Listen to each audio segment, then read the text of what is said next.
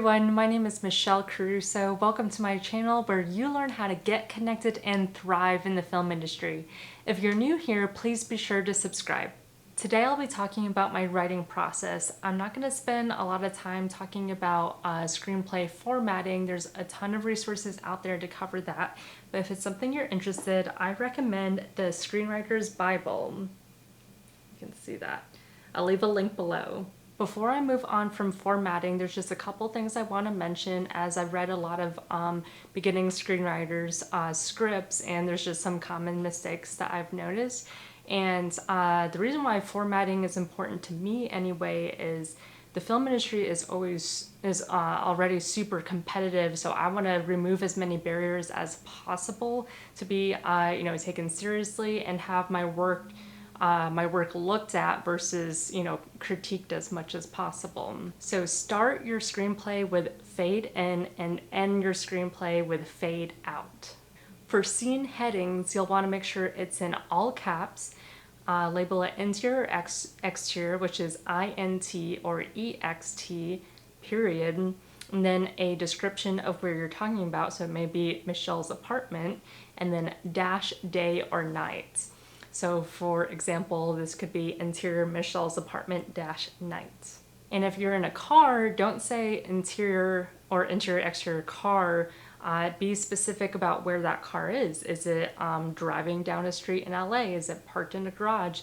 Giving some context to the scene is gonna paint a better picture for your reader. Okay, that's all I'm gonna say about formatting. I'll leave a couple links below to some useful resources, but please be sure to do your own due diligence on how to format a screenplay. If you're just starting out, Celtx, CELTX was a software that I first started with, but I have upgraded to Final Draft. And as a quick plug, the thing that I really like about Final Draft is their beat board. So I used to be the type of person that would have a bunch of Post-its, whether it was on a wall or a floor, just wherever I had space. But that would always take up space, and if I had guests over, I didn't want my place to look messy. As much as I am a creative, I still like to have things look clean and neat. So the thing about a beat board is you can still have that Post-it type look and the flexibility to move stuff around, but it's all digital and you'll never lose it. So you know where to look for formatting in a platform, and I do recommend using a platform specifically for screenwriting because there is a specific format for, how to label your characters, dialogue versus action, and it just does it all for you, so you don't even have to think about it. Okay, step 1, get inspired. I know this can be easier said than done, especially with the uncertain and kind of heaviness that we're going through with COVID. To get my creative juices flowing and feel inspired, I do things that raise my energy, because the more energy that I have, the more awareness I have of my surroundings. And really you can get inspired every day, but for me it's a matter of how intense my awareness is in the day. If I'm feeling kind of low in energy and not wanting to do much, I'm not going to be very inspired. But if I have a lot of energy, I'm going to be noticing things that I normally wouldn't. How many of you guys can relate? I'm sure a lot of us have gone on walks and it's like, oh, we see the same things every day. But if you're having a particularly good day, you may notice, oh my gosh, I never noticed that type of flower that's blooming over there. That's a really dope house, little things like that. So just whenever I raise my energy, I raise my creativity. Okay, so how do I raise my energy? I really like yoga and working out. My favorite type of working out is kickboxing.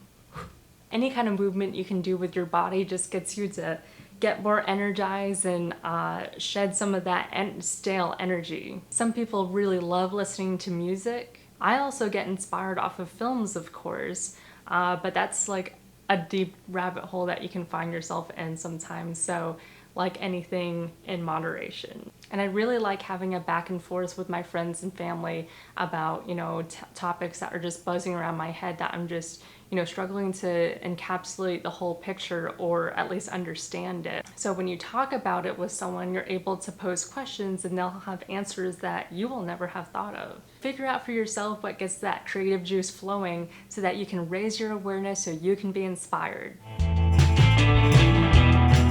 Step 2, do your research. I really want you to paint as full of a picture as you can about the themes you want to address. What is the purpose of this film or story? Why are you telling it, and why does it need to be told? I find the more real details that you can sprinkle in, the more believable and relatable a story is going to be.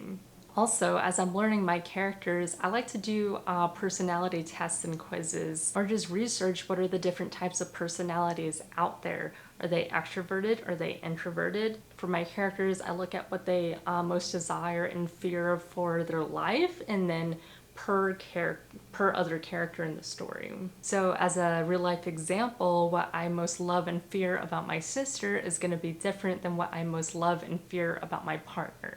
And this is what I love about the inspiration and research steps, is they kind of flow in and out of one another. So as I'm doing my research, I'm getting inspired. Say you're writing a crime drama, look up how do they investigate a crime. What are the steps, so that you can also be formulating scenes that match the steps that they would take, and then how would your characters relate in those. And especially with work, often blend their relationships in and out of work with their personal life. What are they going through in the background, and try to sprinkle that in little comments or little glimpses, so that you give your characters depth. They're not just going through the motions. I've seen and read some people do also gather images while they're in their research phase. I tend to wait until my story is fully formed before I gather images for potential pitch deck, because I like to see, in the research phase, I'm still it's still clay. I'm still forming my pot. I don't know exactly what that pot is looking like yet, and I want to have the flexibility to go with the flow. So for me, I wait until I'm in the pitching phase before I gather images to really paint the picture of the film or story, but do what works best for you. And anything that I say or anyone else says, take it or leave it, take it in, see if it has a place to land, but if it doesn't work for you, then move on. There's so many screenwriters and directors and DPs, they have so many different approaches, and you will as well. So just see what works for you, give it a try, and if it doesn't work, take it out. If it does, strengthen that skill. Step 3, step away. So at this point, you probably have a lot of notes and ideas, but they are probably just, this cobweb that hasn't fully formed into anything solid yet. So what I like to do is I really like to go on walks in the neighborhood, and then almost, return to the phase 1 of inspiration of talking it out with friends and family. See what lands with them, like, oh, I was reading this, really interesting article, and da-da-da-da, and then see what ends up as the talking point. This early in the phase, you probably haven't totally fleshed out your characters. So talking it through with someone, they can ask you questions so that you can start filling in those blanks. New ideas will arise based on the information that you've already gathered, so give yourself some space and breathing room to let those ideas develop. Step 4, make sure you have a very clear understanding of who your characters are. Have you answered what do they most desire and what do they most fear, both out of life and from one another? If you dive into the writing process without having those questions answered, your characters are not going to be consistent. If you don't know what they most desire or most fear, how do you know what arc they should embark on for their significant change, or maybe not change, returning to themselves or standing up for themselves, depending on what direction you're going in with your story? As they say, character is king. So make sure you really understand your characters, otherwise you're really going to struggle to write a believable scene, let alone an entire script.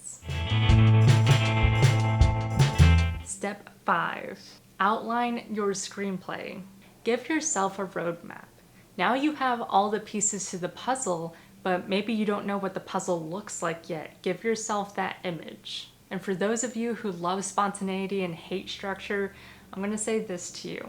If you don't have a general target or roadmap, you're going to be meandering, and you'll end up with a lot of scenes that don't connect and don't make sense and don't lead to anywhere. Don't worry, an outline, you can always deviate. You're not locked in.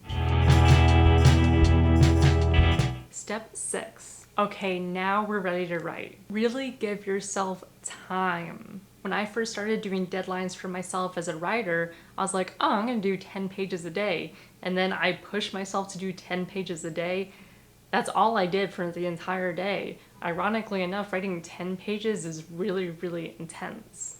Be intentional with your time. I always like to set the mood in my environment. I always have a candle going and a beverage of sorts, and that can vary if I'm writing in the day versus the evening. I'll also try and get myself in that headspace of that scene. So if I'm writing adventure, I may watch a clip or a scene of a fight scene or something like that. Or if I'm writing a romantic scene, I may want to put on some nice intimate music that will get me in the right frame of mind. And the thing I love about candles is it's also a sensory thing. So by inhaling something that smells and feels nice, it just relaxes you and makes you feel good. And the more that you can be loose and flexible, the more your creativity will flow. I'm sure a lot of filmmakers will appreciate me saying this. Lighting makes a difference. So just having that candlelight, or I really like these kind of glowy lights, it again helps me set the mood in my mind of I want something that I'm my body, I'm relaxed, so I can really focus in on this story and these characters to really make them come alive and be authentic. I like to also turn down the light on my computer so it's not such that intense white blue light. And I do write on my computer. I don't do as much handwriting. I don't handwrite my script, but I definitely will scribble down notes, especially as I'm getting inspired. And that's something too with inspiration. Whatever you have handy on you, your phone to take notes, write it down, because you write down whatever that moment of inspiration is, because you will forget. And then with the drink, keep yourself nourished. Especially during the day, I'm having water or lemon water or tea. At night, yeah, I may have a cocktail. But for one thing, I'm not drinking to get drunk. I'm maybe having like a drink, maybe two, just to get relaxed. And I find that I write in the evening more of my intimate romantic scenes. Anything that you do during the day, like try and match your day based on the setting of the scene that you're writing. Does it happen during the day or evening? I find that works best for me. If you're submitting to a screenplay competition, make sure you read all the rules, because you may have to label your file a certain way or have your title page a certain way, and you don't want to be disqualified for something as simple as that. And also with these screenplay competitions, sometimes they need a lot more than just the screenplay. Sometimes it's a bio, an artist statement. It can be stuff that you really want to take time to think about. So if you're, right up on the deadline and it's 11 o'clock and it's due at midnight, and then you all of a sudden have to write 5 pages of, who you are as an artist, and you haven't thought about that in a while, or you haven't written something like that, and you got to come up with it on the spot, that can be really stressful, and it's not going to be as authentic because you haven't had the time to fully unpack those answers. Congratulations, you've written your first draft to your script. I'm telling you, that is a big first step, getting the first draft done and out. Okay, step 7 is getting feedback. Part of writing is rewriting. Rewriting is part of the process. And I know that we can all dread going back into those script pages, especially if you've written something really long. It can feel overwhelming, but that's where, for me, the beat board comes in, because I like to break it down by my acts, so that I can, really compartmentalize of, okay, this is the arc that I have happening in this act, and then I can rework as necessary. Whenever I offer feedback, I always say, take it or leave it. At the end of the day, this is your story, so absorb and take in whatever is said.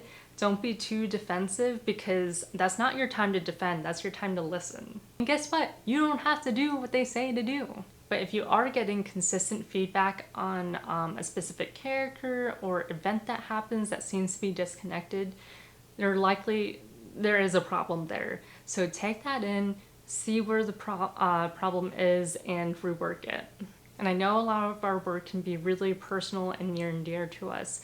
So hearing that something is wrong or quote unquote isn't good can feel hurtful to our egos, our art, that's already pouring our heart out and someone's just stabbing it. But look, no one is intending to do that. Especially if they're giving you feedback, they probably want to see it as good as you want it to be as well. So be gracious and open to the feedback and really, let it sit and chew it over to see what is a new direction that you can take. So my biggest thing with feedback, grow a tough skin, be open, and see what sticks. And sometimes something isn't landing, and getting that feedback, that person will usually say something that will spark a new idea or a new direction that will fix whatever hump you were trying to get over. Step 8, rewrite and rewrite. And also know when to stop. Who's heard don't beat a dead horse. Getting all that feedback can also be overwhelming. So go back to your notes and look at the reason why you're writing this story in the first place. Make sure you stay true to why you're creating this film or writing this story. And remember to trust yourself. I know that can be scary and feels uncertain. I know it does for me. There's a reason why that inspiration nugget came to you. Trust the process, trust the path, and finish the story. If this is a story that you want to tell as director or DP or editor or producer, the next step will be to put together a pitch deck and start gathering your cast and crew. I've created quite a few short films and have gone through the process of putting together a budget, tracking a budget, and seeing how much things cost at the end of the day. I'll get into that in a future video. As a quick tip for hiring your cast and crew, make sure they are passionate about this project, especially if it's lower budget or free to no budget. Making a film is hard, and you want to make sure that they're there for the passion of it as well. And maybe they're not as passionate about the story, but maybe they want to see you do well. And also, if people don't have that added level of passion, they literally may not show up, or they may not finish delivering in their responsibilities. And say you want to go the path of only writing it, make sure you still develop your pitching skills so that you ensure this story that you've spent so much time on gets made. I'll get more into budgeting and how to pitch your film in future videos. Let me know what you guys like to do to get into your best creative writing headspace. Keep writing, and I'll see you next time.